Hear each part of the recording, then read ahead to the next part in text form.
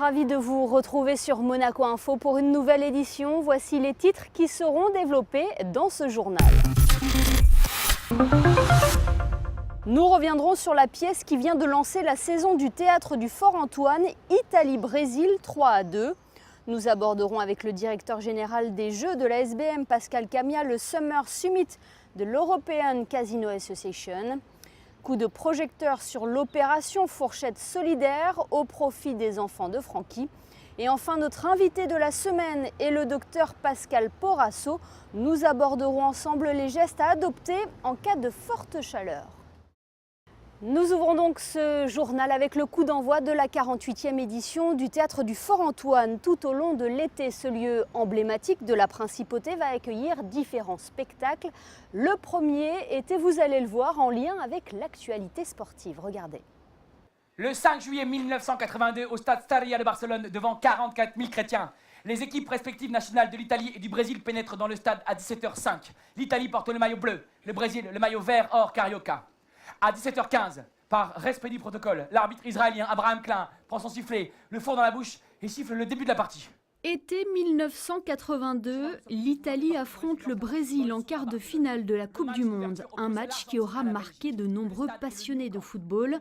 Un match que Davide Egna a vécu en famille à Palerme. Il avait alors 8 ans et c'est cet événement que l'auteur a voulu raconter dans Italie-Brésil 3-2. C'est cette histoire de la Coupe du Monde, ces moments où on vibre tous ensemble, collectivement, face à notre poste de télévision, à défaut d'être sur le stade. Et c'est justement ce que Solal va faire, tout à fait, nous transmettre, exactement. Cette passion qu'on peut avoir pour le foot, cet engouement à la fois intime, qui peut être de l'ordre personnel, au niveau d'une famille et aussi au niveau d'une nation. C'est vraiment ça que raconte ce texte-là. Solal Bouloudnine reprend ce rôle avec passion, tour à tour, enfant, oncle, maman, joueur de football. Le comédien capte l'attention du spectateur en faisant revivre 90 minutes de suspense entre rite, exaltation, dépression ou encore superstition. Assis à côté de mon père, il y a mon oncle, Pépé, son frère. Maillot blanc, pantalon de couleur claire, chaussettes vertes, les mêmes vêtements pour tous les matchs où joue l'Italie. Toujours les mêmes, mais seulement pour les matchs où joue l'Italie et surtout jamais lavés.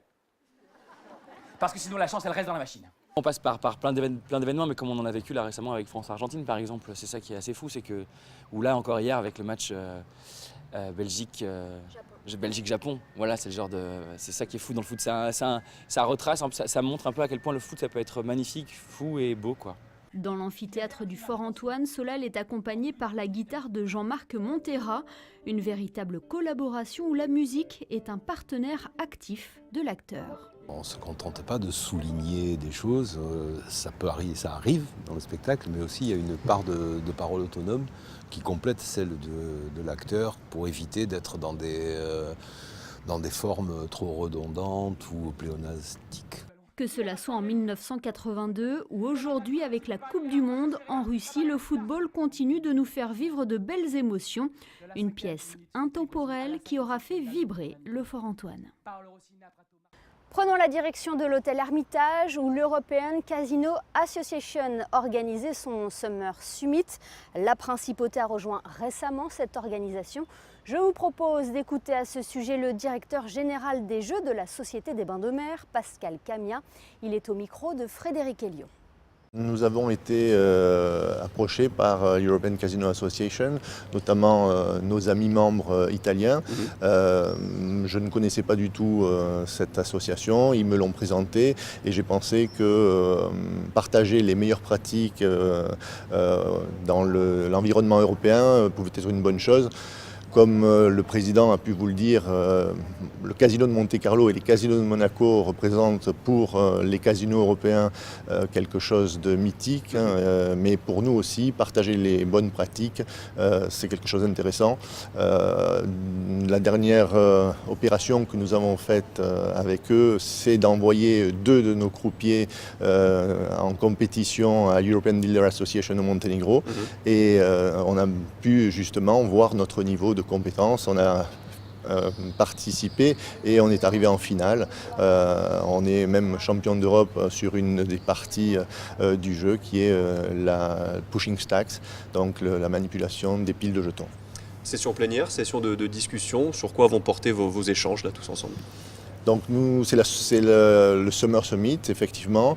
Il y a des sessions de travail, dont 2 thèmes majeurs sur cette session de 2018. C'était la parité homme-femme dans l'industrie du jeu, et dans les casinos en particulier, dans le jeu vraiment stricto sensu en particulier, et toutes les procédures et surtout les meilleures pratiques de nos homologues européens, qui sont souvent confrontés à la Commission européenne dans ce domaine sur l'anti-money laundering, donc l'anti-blanchiment d'argent et le combat contre la subvention du terrorisme, de la prostitution et des différents trafics. Un mot à présent sur cette nouvelle initiative lancée par l'association Les Enfants de Francky. L'opération Fourchette Solidaire vient d'être présentée au restaurant Mozza. Alors quel est le but de cette opération? Élément de réponse avec Frédéric Elion. L'association Les Enfants de Francky a été créée en 1997. Elle soutient les enfants malades, handicapés et défavorisés de la principauté et de la région PACA en finançant une multitude de projets. L'association présentait jeudi dernier au Mozza sa dernière opération Fourchette Solidaire. Le principe est simple, dans tous les restaurants partenaires, une addition égale 1 € reversé avec l'accord des clients donateurs. Un projet imaginé il y a de nombreuses années déjà. On a déposé Fourchette Solidaire, on a déposé le nom il y a 10 ans et il y a 2 ans qu'on a sorti, on a ouvert le tiroir et là on l'a mis en place.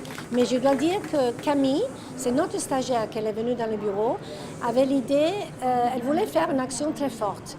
Et elle a ouvert le tiroir, elle a sorti Fourchette Solidaire, elle nous a dit « mais c'est quoi ça ?» Elle nous a expliqué, elle m'a dit « je prends en main, je fais tout ». Donc j'ai dit incroyable. Donc Camille, c'est quelqu'un qui nous a aidé énormément cette année avec la première fois de Fourchette Solidaire. L'opération va durer 2 mois, du 1er juillet au 31 août, dans 13 restaurants en principauté. Bionda, Beef Bar, Grubbers, Mozza, la liste complète est à retrouver sur le site de l'association. Fourchette Solidaire, c'est aussi un ambassadeur de renom, le chef étoilé Paolo Sarri. Comme toutes les initiatives à fond, à bout caritatif, bien sûr, sont les bienvenus. Donc, quand ils m'ont proposé d'être l'ambassadeur de la Fourchette Solidaire, dès qu'ils touchent les enfants, bien sûr que touche la gastronomie, touche Monaco, touche les enfants. Donc, il y a un lien vraiment avec ça que j'ai fait aussi avec mon association.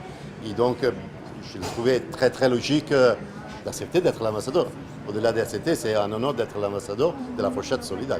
Grâce aux dons récoltés lors de cette opération, l'association Les Enfants de Francky pourra répondre aux demandes des éducateurs spécialisés, services hospitaliers, familles et associations de quartier avec lesquelles elle travaille.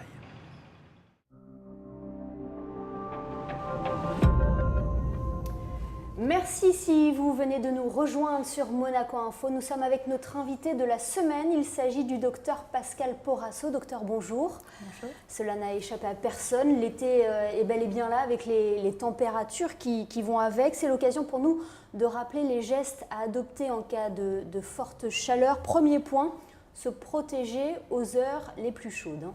Oui, en effet, il est important de maintenir la température la plus basse à l'intérieur des appartements. Si les façades sont exposées plein sud, on recommande de fermer les volets, également les fenêtres, et de s'aider avec des climatiseurs, des ventilateurs, des vaporisateurs. S'il n'y en a pas, vous pouvez mettre des serviettes que vous allez mouiller, des serviettes imprégnées que vous allez poser sur vous. Également, il faudra penser à prendre des douches bien froides. Si vous sentez que malgré tout cela, vous n'y arrivez pas, il est conseillé d'aller se réfugier dans des endroits qui sont climatisés, comme les cinémas, les centres commerciaux. Et si on sort, bien évidemment, toujours protéger sa tête. Sa tête avec la casquette et les lunettes de soleil. On parle de se protéger, mais l'hydratation est également un point très important. Oui, c'est en cela que les populations fragiles sont vulnérables à la chaleur, puisque la personne âgée n'a pas la sensation de soif ou la moins qu'une personne adulte et également ne va pas transpirer. Donc ces processus qui régulent la température du corps, lorsqu'il fait très chaud, ne joueront plus leur rôle. C'est pour ça qu'on risque le coup de chaleur. On conseille de boire environ 1 litre, 1,5 litre par jour d'eau. Voilà, 1,5 litre par jour, ce qui correspond aussi à 8 verres en dehors des repas. Donc c'est vrai que lorsque j'en parle aux personnes âgées, ça paraît beaucoup, mais j'insiste, il faut absolument 8 verres. Éviter les boissons sucrées aussi qui donnent forcément plus soif. Éviter les boissons sucrées. Alors si on veut essayer d'enlever la monotonie, puisque boire de l'eau tout court, des fois c'est un petit peu difficile, on peut s'aider avec des boissons qui sont aromatisées, de l'eau aromatisée, ou alors des sorbets, ou alors des fruits, des légumes, des choses fraîches, quoi. Ce sont des gestes simples qui permettent d'éviter des accidents. Quelles conséquences a la chaleur sur notre santé ? Alors les conséquences, en ce qui concerne les personnes âgées fragiles, puisque c'est celles-là qui sont particulièrement ciblées au centre de coordination, les conséquences sont une déshydratation. Donc une déshydratation lorsqu'on voit quelqu'un qui a des cernes, des yeux qui paraissent enfoncés, un pli cutané. Il est tout simple de vérifier l'état d'hydratation de la personne. Vous pincez délicatement le dos de la main et vous voyez si le pli cutané reste, c'est que la personne est déshydratée et qu'il faut absolument faire quelque chose, entreprendre quelque chose pour cette personne. On parle des personnes âgées, mais les personnes enceintes, les nourrissons sont également des personnes vulnérables. Tout à fait, il y a les deux extrémités de la vie, bien évidemment, et puis les femmes enceintes. Docteur Porasso, merci beaucoup pour tous ces conseils, des conseils qu'on peut retrouver sur une plaquette. En effet, le CCGM a adressé à toutes les personnes qui ont été recensées fragiles les conseils de prévention et également à tous les prestataires qui interviennent au domicile des personnes âgées. De même, lorsqu'on rend visite aux personnes âgées, au niveau de tous les membres de l'équipe, pendant tous les mois d'été, nous laissons les plaquettes à la personne. À lire donc très attentivement. Oui. Et nous allons regarder justement les prévisions météo pour les prochains jours qui nous permettront de nous adapter justement par rapport à la chaleur. Jeudi, le soleil laissera place aux nuages en principauté avec des températures allant de 20 à 25 degrés. Vendredi, le temps risque d'être maussade avec de la pluie voire des orages. Le thermomètre sera tout de même en hausse. Samedi, pas de changement avec un mercure identique à la veille. Dimanche, retour d'un ciel bleu. Les températures iront de 20 à 26 degrés. Et enfin, lundi, le ciel sera partagé entre apparition du soleil et nuages insignifiants. Les températures resteront très chaudes. Ce journal est à présent terminé. Merci de nous avoir suivis. Dans quelques instants, Alexandra Pani vous emmène dans les coulisses des préparatifs de l'exposition estivale du Grimaldi Forum, l'or des pharaons, qui débutera le 7 juillet prochain. À très bientôt sur Monaco Info.